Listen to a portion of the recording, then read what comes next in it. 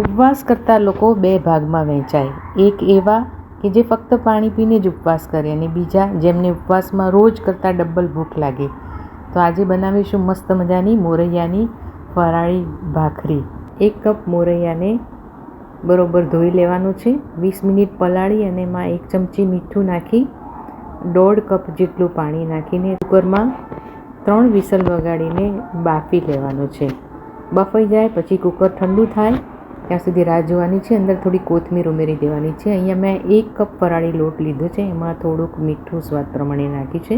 તમે આમાં જીરું પણ ઉમેરી શકો છો. હવે મોરૈયાનું જે મિશ્રણ ઠંડુ પડી ગયેલું એને બધું લોટમાં ઉમેરી દઈએ છીએ.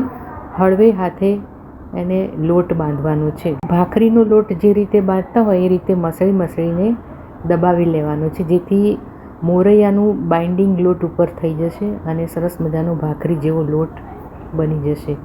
તો આવી રીતે મિક્સ કર્યા પછી થોડુંક પાણી ઉમેરીએ છીએ. લગભગ 5 કપ જેટલું પાણી ઉમેરી અને ફરીથી એને મિક્સ કરીને લોટ બાંધી લઈએ છીએ. આને રેસ્ટ આપવાનો નથી, કારણ કે ફરાળી લોટ થોડોક ડ્રાય હોય છે, એટલે જો તમે રેસ્ટ આપશો તો ભાખરી વધારે પડતી ડ્રાય થવા માંડશે અને વણાશે નહીં. હવે એના બરોબર ગુલ્લા કરી મસળી હાથથી દબાવી કિનારો સીલ કરવાની છે. સીલ કર્યા વગર વણશો તો ફાટશે. ફરાળી લોટનું અટામણ લઈ અને હળવે હાથે એને વણવાની છે. ભાર દબાવવાનું નથી. જે ભાર દબાવશો તો ચોંટવા માંડશે.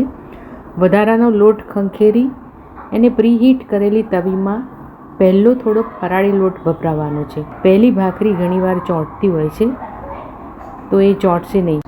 એક સાઈડ થઈ જાય પછી ઘી, તેલ કે બટર જે તમને ભાવતું હોય એનાથી સરસ રીતે ગલ પડે એ રીતે શેકી લેવાની છે. સુગંધ એવી આવશે કે જેણે ઉપવાસ નથી કર્યો એ પણ ખાઈ લેશે.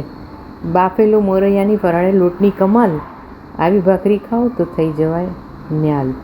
તો મોરૈયાની ક્રિસ્પી ભાખરી તૈયાર છે અને એને તમે છુંદા સાથે ખાઈ શકો છો, ચા સાથે ખાઈ શકો છો, ચટણી સાથે પણ ખાઈ શકો છો. તમે કોથમીર ન ખાતા હોય તો આમાં તમારે સ્કીપ કરવાની છે. તો રેસીપી ગમી હોય તો વિડીયો લાઇક, શેર, સબસ્ક્રાઈબ કરવાનું ભૂલતા નહીં. અને આવી સરસ મજાની નવી વાનગીઓ જો તમને જોવી હોય તો મારી ચેનલને સબસ્ક્રાઈબ કરજો અને લોકો સુધી વહેંચજો. ફરી મળીશું રેસીપીના એક સરસ મજાના નવા પ્રયોગ સાથે. મને ખબર પડે કે મારા વ્યુઅર્સ ક્યાંથી જોવે છે. ફરીથી કરજો અને લોકો સુધી વહેંચજો. ફરી મળીશું રેસીપીના એક સરસ મજાના નવા પ્રયોગ સાથે. Thank you for watching. Enjoy. Take care. Bye. ઉપવાસ કરતા લોકો બે ભાગમાં વહેંચાય. એક એવા કે જે ફક્ત પાણી પીને જ ઉપવાસ